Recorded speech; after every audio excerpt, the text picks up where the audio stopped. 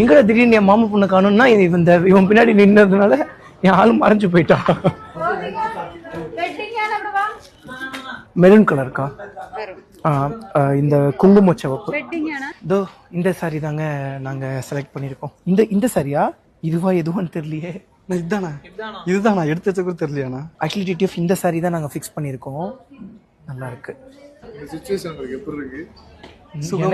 எனக்கு கூலா தான் இருக்கு. இன்னும் நம்ம என்னன்னே சொல்லல, ஆனா பர்ச்சேஸ்லாம் ஸ்டார்ட் பண்ணிட்டோம்.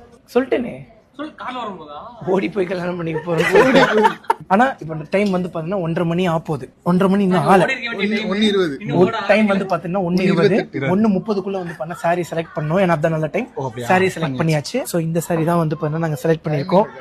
ரொம்ப நல்லா இருக்குங்க சாரி. என்ன நம்பி வந்துட்டாங்க.